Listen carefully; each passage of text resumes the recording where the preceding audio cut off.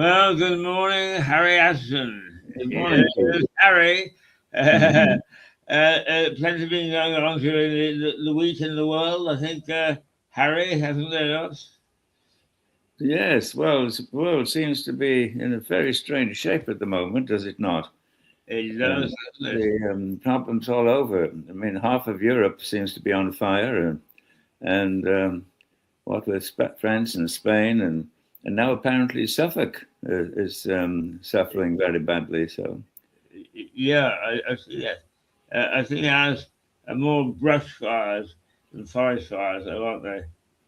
is that threatening towns or villages or? I don't, not so far, I don't think.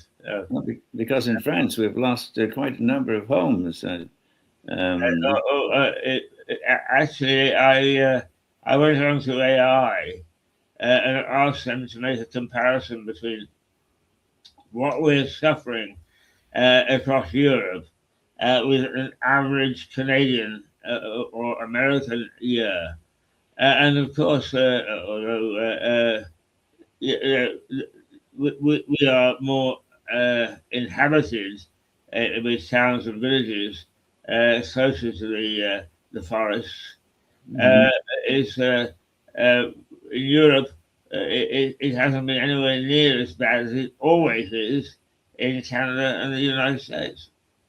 Well, I think it's a factor of urban development in different countries. They allow a lot more building in remote places, whereas Britain, it's amazing how well the countryside is protected by not allowing urban sprawl, green belts, and that sort of thing, which of course are under threat at the moment with the proposed building plans to build, how many is it? 300,000, or is it Yes, council houses? And but 1.5 million over the life of the Parliament, I believe. is it three? Is it? Yes, I'm not sure how many houses they're going to build, but already Britain has a huge inventory of council houses, I believe. Does it really need more? Um, It's I one of those reactionary people that say, "Do we?" Because I see the devastation. I mean, in Sussex alone, some of the beauty spots, and particularly where there are lovely little pubs tucked away in the forest, are threatened with new towns. And I say, do we really need to build more houses, or do we need to actually find different ways of doing things, going up or going down, like the Japanese? Or are there ways of doing things without ripping away the trees and the birds and the flowers and things? mhm. I get quite incensed about this, I'm afraid. Well, And the other thing is, Harry, of course, is that when we were younger, uh, families still lived together. They don't anymore. The chicks leave the nest very early and then demand their own place. well, that's true too. But there are two ways of looking at this. One is, of course, the expanding population requires more accommodation. But what kind of accommodation? Should it be strictly linked to existing urban areas, or should we be using more virgin countryside and destroying, as you say, the beauty of the country, Yeah, which is a problem I think in Britain more than it is elsewhere. yes. So I think the old civil service that manages to cock everything up also has a part to play here. It mm, really needs to get things right because apparently we've got huge amounts of brownfield sites, which we're not using. well, I think a lot more building, just natural building, could go on if two things happened. If they reduced all of the red tape and made it more profitable and practical for builders to build houses for private use, private sale, to make a living themselves, and yet to provide a roof over the heads of people who obviously desperately need it because there's a huge waiting list. And and secondly, ensure that that people fulfill their dream. It was almost the Thatcherite dream of owning their own homes, Yeah. as opposed to being in simply in council houses. To give people back a sense of independence, of self-worth, of exceeding in their own context. It depends what kind of building we want to carry out to meet social obligation. Yeah, I mean, I don't deny any of the Thatcherite dream. All I'm saying is, are we looking at the best use of our resources, or are we just, a developer comes along and says, "I've got a piece of land here, I can build 10 houses on it," and the council says, "Okay, go ahead," and then finds out that it's got, yellow-head frogs in it or something. Well, there are two arguments. One is that a lot of builders, the major building consortia, are sitting on vast tracts of land that they're not wanting to release all at once because they want to keep the price and the value of the land as elevated as possible. And so there needs to be some form of legislation to prevent that, I won't say blackmail, but stranglehold on land development for that reason. But again, the type of housing built, I'm not sure whether it should be council housing. It should be affordable private homes. And these could be made affordable if there weren't all of these regulatory hoops that you have to leap through and to get building permission. Yes. Mm-hmm. But here is another argument, Harry, the use of the word affordable. Because, for instance, there is a controversial, only because they can't find anybody with enough money to develop it, a piece of property in Lewes to be developed, and they're luxury homes. So let's say that they're £500,000. The affordable housing then becomes £250,000 because it's no builder wants to try and sell a luxury house if in fact his affordable is looking pretty miserable. So in other words, affordable is affordable to whom? Well, but when you talk about luxury houses, you've gone to the other end of the housing spectrum. I'm just talking about good average houses, well built, that the building costs so much a square foot or square meter, depending on how it's calculated these days. And then the factor that intrudes on that equation is the value of the land. So maybe something could be done to not depress the value of the land, but make it more accessible. For instance, long-term financing, or separate it from the actual building costs, because the builder, he's got his team of workers and he wants to build houses. Whether he builds it on a cheap piece of land or an expensive piece of land, it shouldn't necessarily be part of his goal. I mean, that's why, as I say, many of the big building companies have been buying up land and sitting on it and hoping it'll go up in value, and they'll make their profit off the land, not necessarily much out of their building. Yes. Well, what about brown sites? I mean, Britain is absolutely littered with huge areas in cities and on the outskirts of cities, former industrial parks, places where housing could be developed at a relatively low land-based cost. Well, what's known as brown land. But I used the analogy the other day, and it's something totally unrelated, I forget. But I once was in Chicago. Actually, I've been to somewhere very interesting from your point of view, Decatur, Illinois, which is where Lincoln had his law firm before he set off on the political trail. Oh, yeah. And it's south of Chicago. But I went back up to Illinois, to Chicago from Decatur, and took a flight from Chicago to Toronto. and we took off. And underneath, I saw city, city, city, and I kept on looking for the end of the houses, and there was no end. It was just end to end housing, if you like. And I Sure. thought, oh my God, could I live like that? And the answer is no, I couldn't. So I've crossed Chicago off my retirement list. Sure.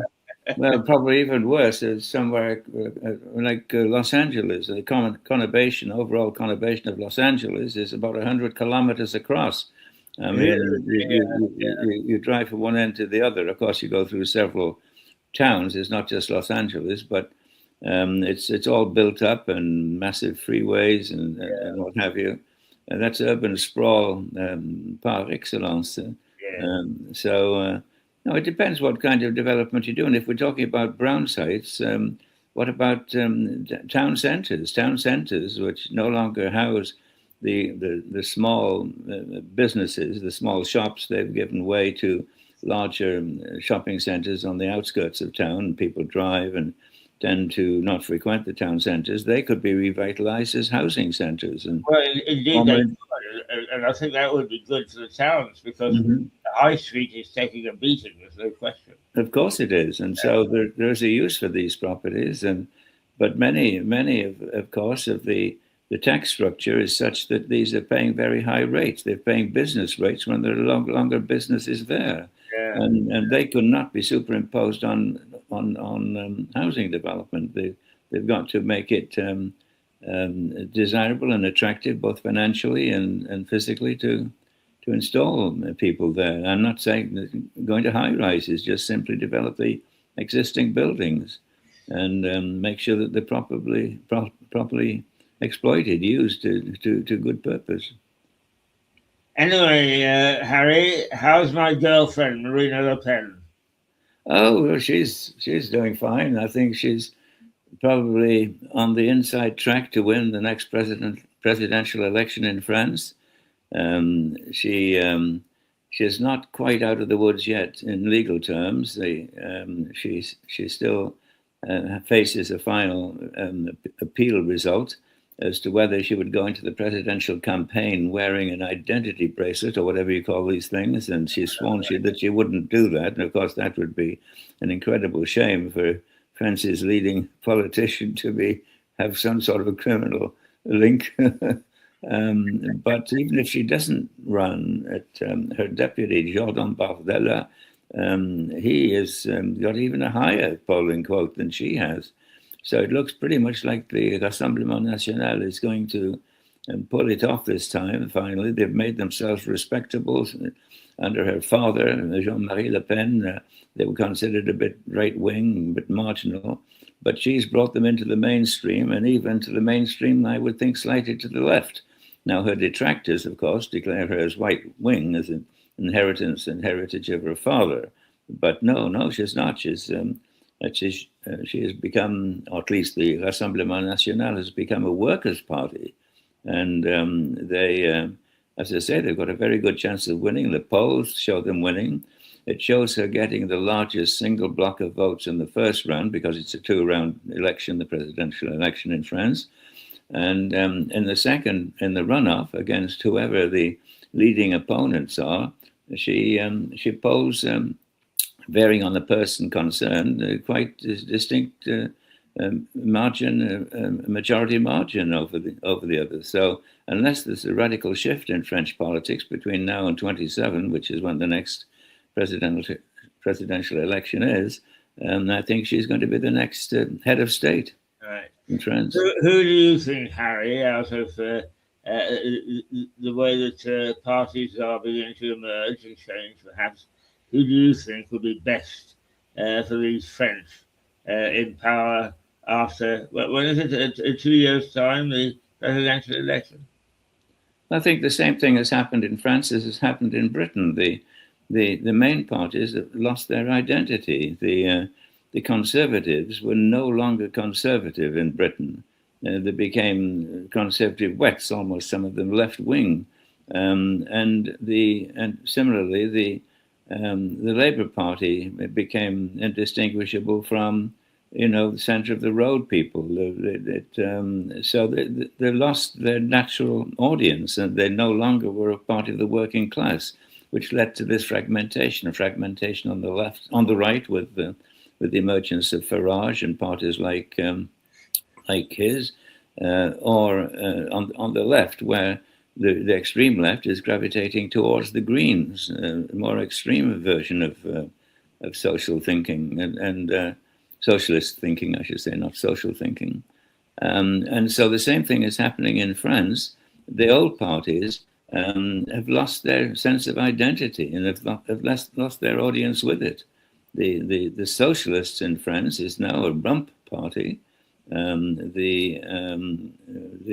Certainly the former right-wing parties, what you would have called conservative, they've just become very small parties, and the main parties have become people like Jean Mélenchon, La France Insoumise, which are extreme left. I mean, they're almost, I don't know, I mean, communist parties in many ways, and they're garnering a large part of the French electorate, and the same thing on the right with the other parties. So politics, the shape of politics is changing in both countries. In Germany too, the AfD is forging ahead in Germany, and now Germany's post-war constitution prevents it going too far to the extremes. In any case, the balance of the German Democratic Republic, not Democratic Republic, the German state is such that you cannot really have given sufficient power to the Länder, the different divisions, to prevent a central government becoming too extreme. But that doesn't exist. That structure doesn't exist in France and Britain. So I think we're going to see some rocky road in politics over the next few years.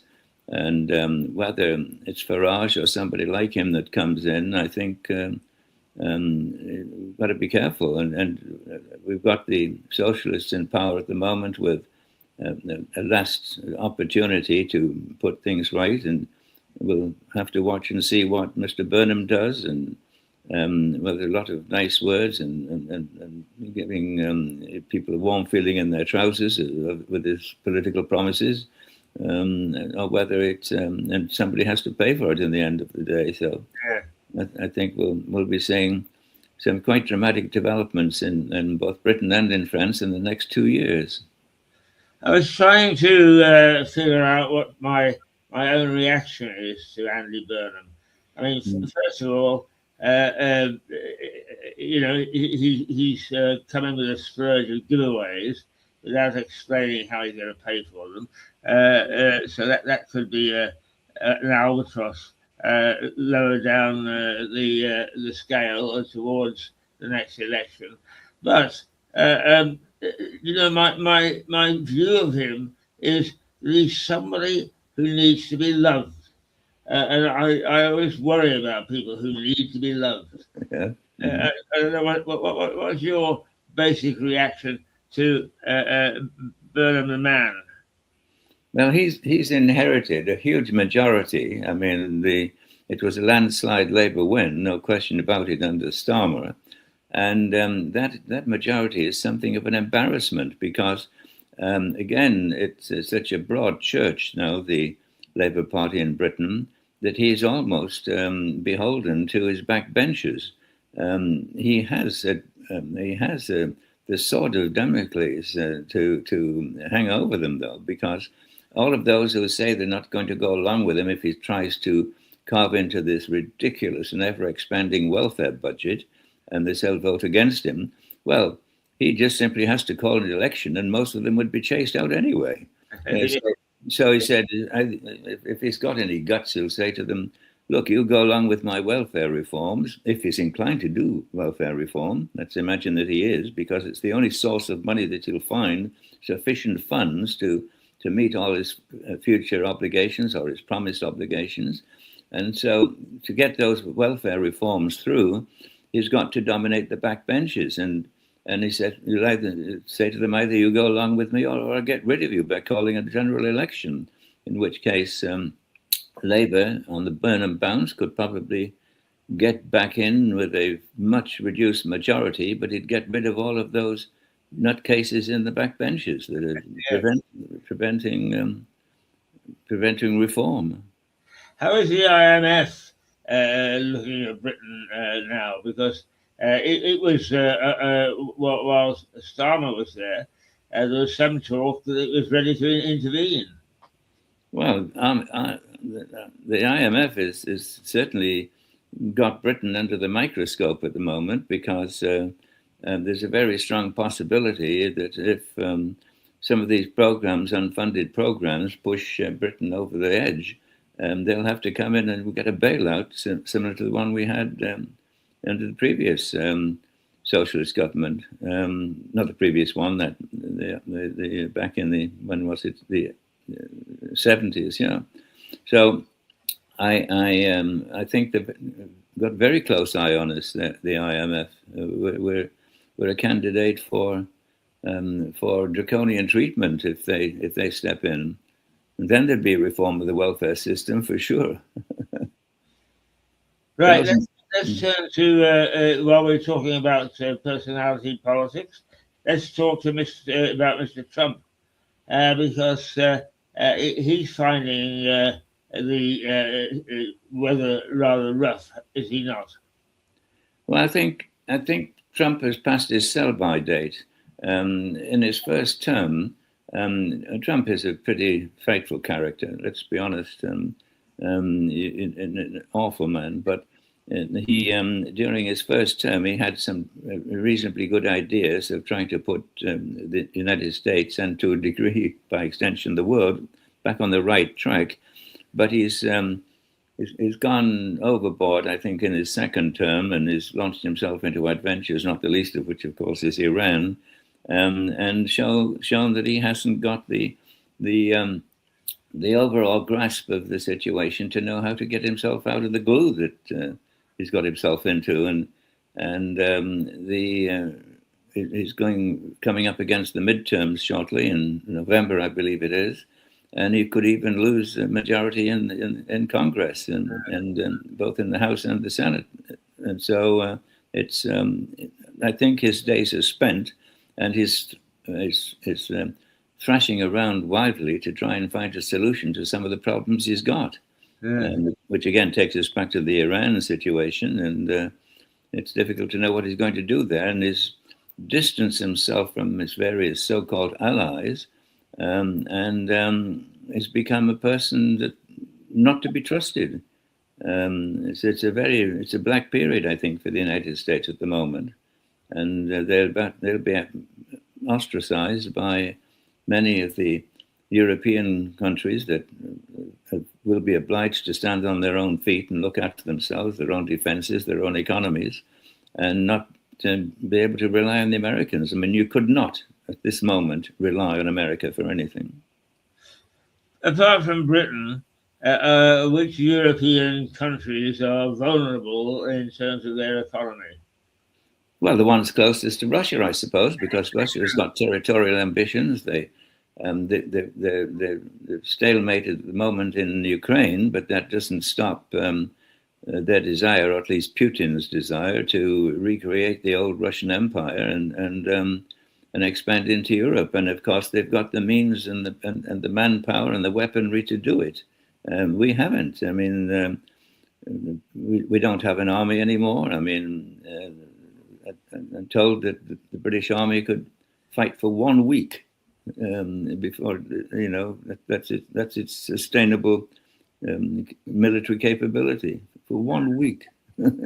and particularly if you get into heavy losses, such as in the Ukraine theater, and the states that are bordered on Russia, of course, have been arming very rapidly. Poland and Hungary and others.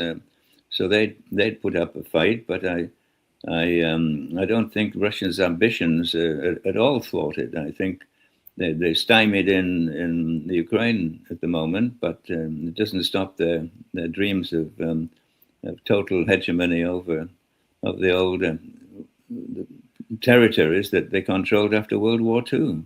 Yes, yes. Um, is Putin? I mean, people talk about possibly, you know, an uprising within the government itself to displace Putin. He seems to me to be pretty solid. How do you feel about him? Well, he's in a difficult position. There could be a palace revolution in Russia, but there's no indication that that would be one that would calm the game. You get maybe even more extreme people who would want to go nuclear, who would want to go into a mass, call up militarize the nation completely, because at the moment the very large Russian middle class has been kept out of the war. They're getting it's coming home to them a little bit now with longer range weaponry on the part of the Ukrainians, and they're beginning to see that things are not going well. But their sons and daughters haven't been caught up in the maelstrom yet. But once they are, and there could be by a more extreme government, and I think there's a better chance, more of a chance that Putin would be replaced by somebody worse than him, than more benign. That's the danger. Yes, go on, carry on. And so, no, it could be extremists could take over the Kremlin, and that would be a bigger problem, because Putin is drawn back from certain risks and is still trying to play the international statesman role. He's got, he seems to have Trump over a barrel. I don't know whether he's got some compromising photographs of Trump in somebody's bedroom or whatever, but he seems to be playing that role too. But he's far from a totalitarian dictator such as we've got in China and in North Korea and other countries in the world, or ideological outfits like the Iranian regime. He's almost approachable in his extremism, where his replacements could be difficult, many times more difficult to deal with. I mean, we all look with some awe at the Russian Federation, and if it did manage to take back some of the old Soviet Union satellites, but is it really economically viable? Could Putin expand his military ambitions and get away with it? Well, much of the Russian economy, as we know, is based on petroleum products, and is being squeezed at the moment with sanctions and inability to export those products, except with his shadow fleet of Russian tankers and that sort of stuff. But this is still quite a potent force to be reckoned with. That said, I mean, that takes our focus away from China, which is very much the greater threat, both in the intermediate and long term context. And so, if it isn't Russia, certainly we're going to have to be dealing with China, if we're not already dealing with China. I mean, with our totally stupid net zero project in Britain, which has impoverished the nation when we produce well below 1% of the world's emissions, and they've increased their emissions 300% since 2000, and they now account for 1/3 of CO2 being dumped on the planet. And we're just destroying our industry, our economy, and financial well-being with this ideological nutcases like Miliband and this woman that's replaced him. Yeah. I mean, they can't seem to get that right, can they? Yeah. But presumably, even though viewing the Chinese as we do, as being economically very powerful, first of all, India is coming up on the outside rail, and also, once again, they must have their own internal problems that they've got to deal with. Well, all countries have their own particular set of challenges, and India, with its hundreds of different languages, cultures, and social stratas, has one, but it has been quietly emerging all along, and is becoming stronger. And the quality of, well, I won't say the quality of life, but the standard of living is improving remarkably in India. So, no, I think they're a power, very much of a power to be reckoned with in the future, and probably the long-term rival to China.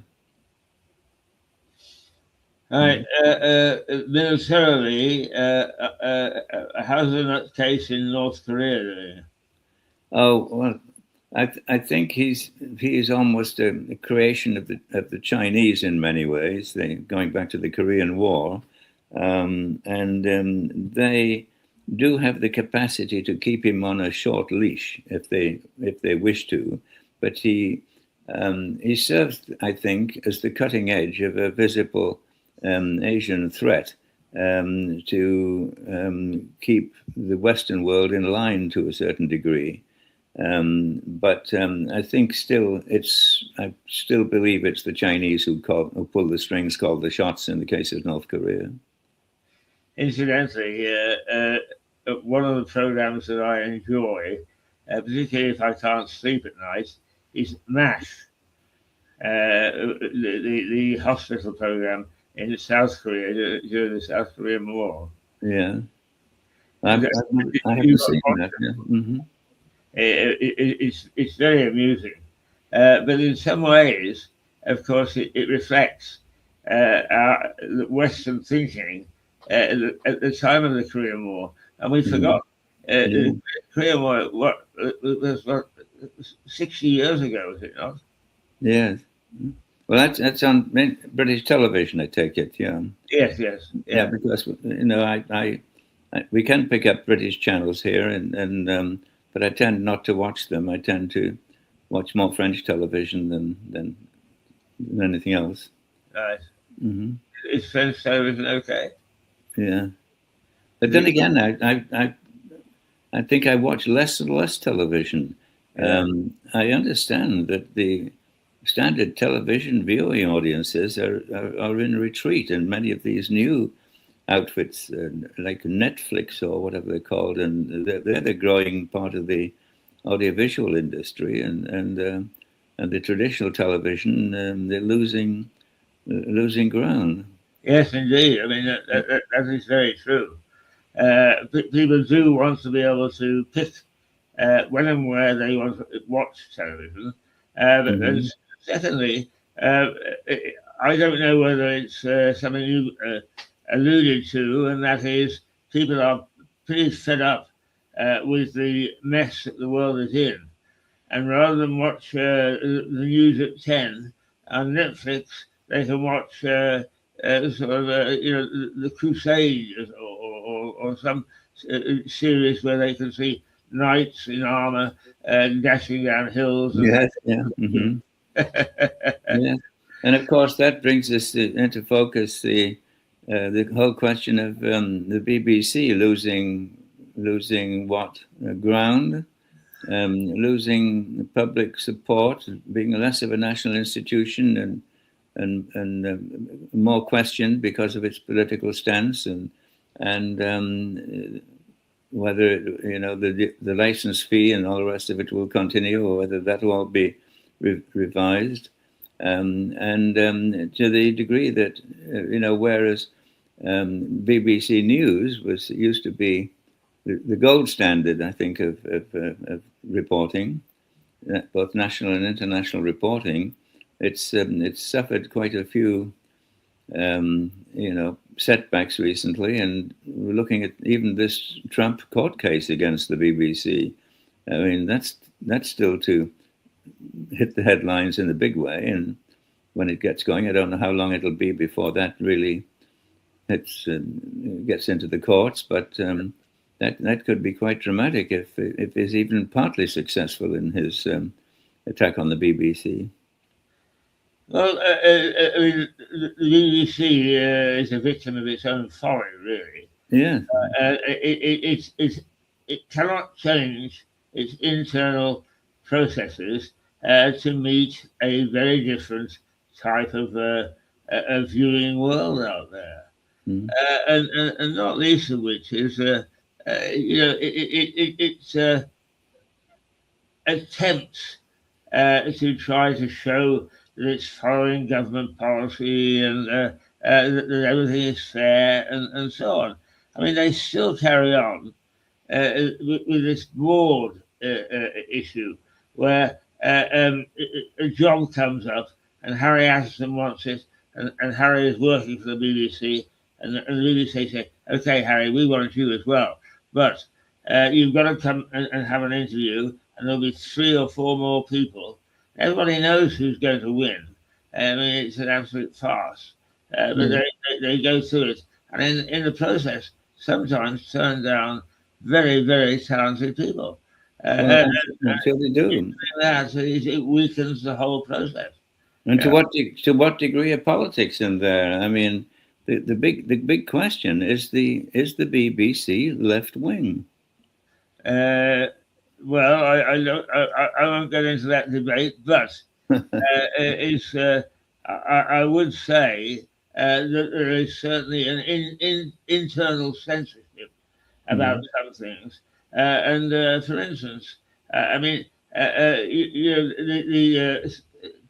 people writing to the newspapers and the magazines point out that there are certain stories that the BBC just didn't touch. Even though they turn out to be very important stories and other media. And there's they make up their mind about people like Farage. Well, you've got to be right down the middle, and you've got to be without fear or favor to run a very good news operation. And they always did, but they don't anymore. Well, when I talk about the BBC asking the question, I'm not saying it is. I'm just asking the question: is it left wing? I don't necessarily mean in a political sense, but in a philosophical sense. Is the mindset of the intellectual classes of the BBC, and there certainly is a BBC intellectual mindset. I think is that bias left? Is it all into many of the new philosophies and the new ideologies? I don't mean politically. I don't necessarily mean at the ballot box, but in their way they perceive the world. I think you hit the nail on the head, Harry. I think it's a question that needs to be asked, and we need to try and find some answers. When I was at the BBC, you could bump into 1 in 5 people that you would talk to that you didn't know but were colleagues who would say, "Oh, well, of course, the BBC exists because it's the BBC." In other words, it's an entity that stands away from everything else that we know and makes its own rules and regulations. And as an employee, you must not question that. Well, like a religion, almost like a religion. You became part of a religious sect if you worked for the BBC, and if you had certain views, and I suggest if those views were right wing, you had to keep them hidden. Absolutely. And the BBC is like a liner at sea. You can turn support, but it takes some time for the ship to actually turn its nose to port. And if you turn it back, it takes time to get it back to the centre. And the BBC is the same. Once it's swinging one way, you can't get somebody in that's new who's going to swing it back the other way.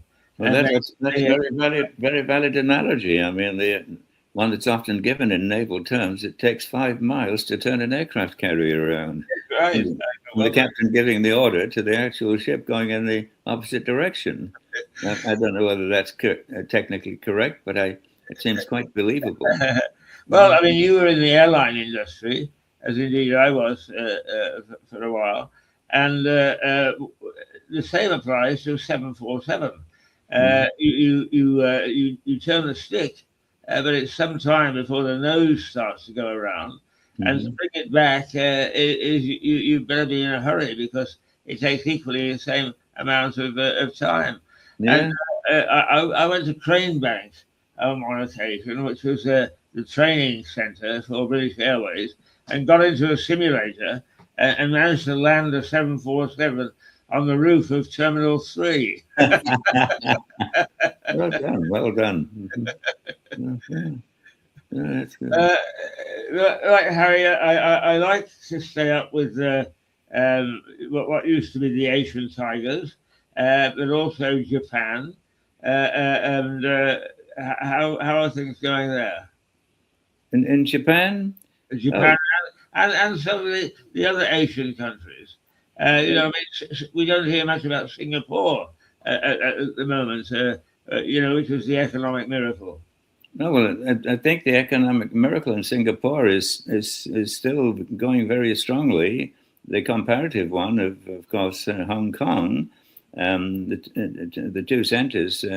China had promised to leave it as a freewheeling economic entity when they didn't, and they've intervened and they've put they clamped down on freedom of not just politics, but of commercial endeavors, and so that's the shame. No, Singapore, I think, is still cooking with gas. But the sad story is that of Hong Kong. Yeah, lost its freedom. It lost its freedoms and can no longer, play the role that it used to play, which is a shame because it was in China's interest to have a foothold in the Western economic world, and they've given that up. And so, mind you, they've become sufficiently powerful. They've got sufficient economic clout now to impose their will or sell their goods, their electric cars or what have you in certain wide open markets like Britain, and destroying the British car industry in the process. But that's the fault of people like Miliband and others. Yes. I mean, there's nothing like jumping into a market that's destroying itself, is it? Okay, Iran, because any signs of peace keep disappearing. The Americans and the Iranians sign a peace deal, and within 24 hours, it's been broken by one side or the other. Well, the peace deal was simply just a curtain to hide the reality of what was going on behind the scenes. And Trump wanted out of that war. He realized he'd got himself into a difficult situation. And of course, the Iranians simply wanted to buy time, and by buying time, they won. It meant that they had not been defeated, which to them is victory. And so the war has resumed, so-called war has resumed, and the Americans are go to great pains to say they're still hitting military targets. But you can't fight a military war by just bombing military targets. You've got to get boots on the ground. Well, that would be unacceptable to the American political and public establishment. Yeah. So the only way they can bring Iran to heel is to knock out civilian infrastructure. And I suspect that some of the bombardments are beginning to do that, knocking out bridges, power plants. I don't think yet desalination plants, but to actually undermine the economy and their ability to keep moving on a day-to-day basis. And of course, the inflation is now rampant in Iran, and they cannot go on much longer if Trump kept up that kind of pressure. Now, has Trump got the will and the means, because we're talking about running low in ammunition and that sort of stuff, to pursue that goal to its logical conclusion? I think the next month will be critical in the Iranian situation. I don't think we're going to go much before a month before one side or the other cracks. And how about Netanyahu? What influence does he continue to have? Well, he's facing a resurgent left-wing challenge, and in the upcoming elections, he could be in serious problem with a serious problem. He's been a prime minister off and on for, gosh, best part of 20 years, I think, and Right, yeah. and of course the Israel is being blamed for all of the wrongs of the Middle East. I mean, goodness knows how that has come about, but still they try to defend themselves against everybody trying to wipe them off the face of the map, and then they suddenly become the villains of the piece. And so I don't know. I mean, if there's a change of government in Israel, I don't think it'll necessarily be a change of philosophy. It's still a nation fighting and knowing it needs to fight to sustain itself, to sustain its very existence. And so I don't think that'll change politics to a large degree. And I think in many ways, Israel isn't a right-wing country. I think there's a very strong socialist thread that runs through Israeli politics. But I think if that develops dramatically over the next series of elections, I think we could see Netanyahu out definitively. Finally, he will. And then, of course, he's going to have all sorts of problems because people are going to try and launch legal actions against him for some of his decisions made when he was in power, which I think is wrong. But anyway, that's something for the Israelis to sort out amongst themselves. Oh. Harry, we don't very often touch on Africa, Australia, supported by New Zealand, South Africa, that is part of that economic band in the Pacific countries. What's happening there? Is it just pottering along, or can we see a increase in importance of any of these countries or continents? Well, I think Africa has got a tremendous amount of natural resources and a very active economy. It's in many ways its own worst enemy because they're still trying to evolve into a non-apartheid country. But no, they're in pretty solid shape, and of course they've got the world's best rugby team. So I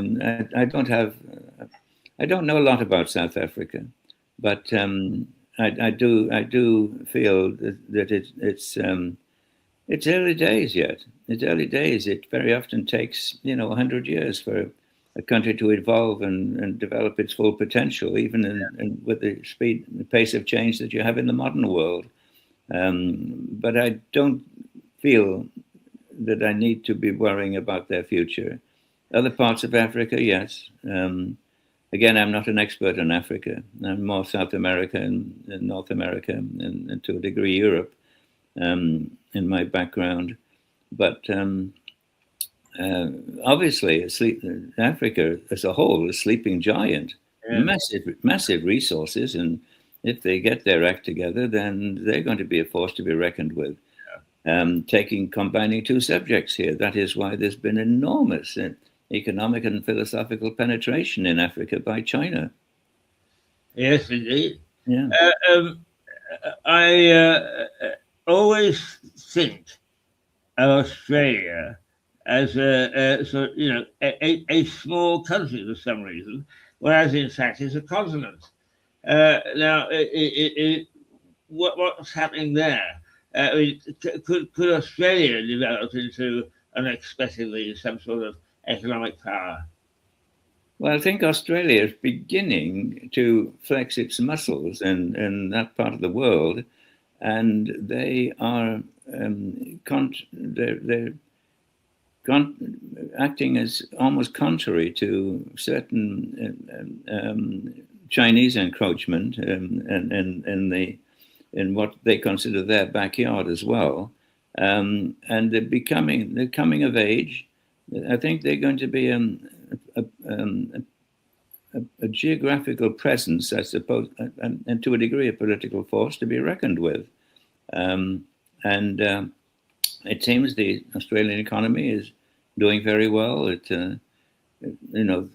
Similar problems to everybody else, but no, I think the future of Australia looks very bright.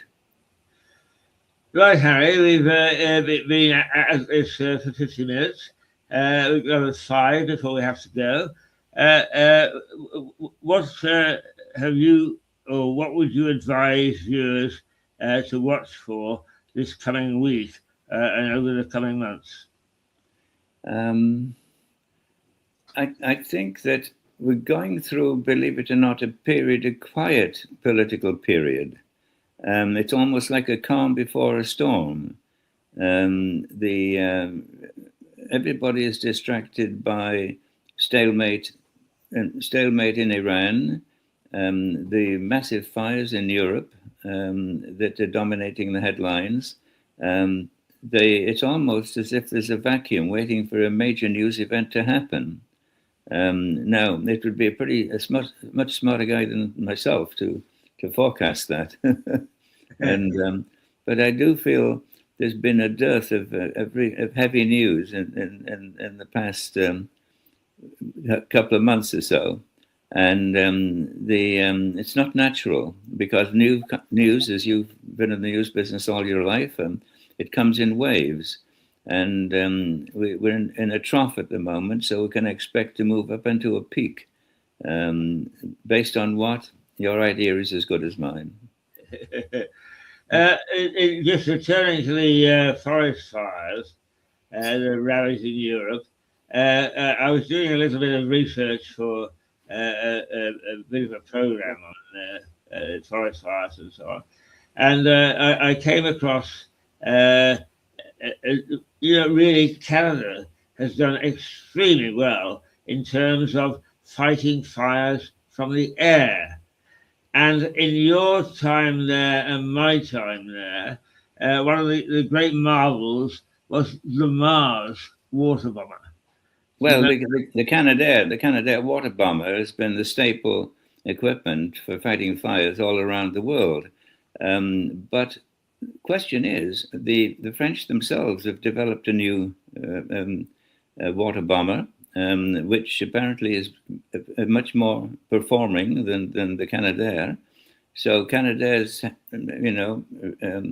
control of that market may be slipping, and with I hate to use the word global warming and threats of forest fires and less than adequate forest management, I think that we're going to see more and more of this, an increasing number of fleets of these aircraft. So there's a huge market there, and if there's a market that's to a commercial interest, yes, it will lead to development of other water bombers. They're even using the Airbus 400 to drop fire retardants now. It's a whole new field, aerial bombardment of forest fires. Yes, and watching this, I thought, oh look, that water loses a lot of its power because it strays on the way down. But in fact, when it hits the ground, it does a remarkable job. Oh, indeed, yeah. Well, that's a question of altitude, and of course, you've got to remain safe. You've got to. Because when an airplane discharges such a massive amount of weight, its aerodynamics obviously are immediately affected, and so you need the room to regain stability in the aircraft. And you need very specialist crews too. Sure. When it picks up the water, it suddenly takes on huge amounts of weight, and it's got to get off the damn lake again. Indeed, indeed it does. Yeah. Hmm. Harry, always a delight to talk to you. Hmm. You'll be back next week. With pleasure. Yeah. Hmm.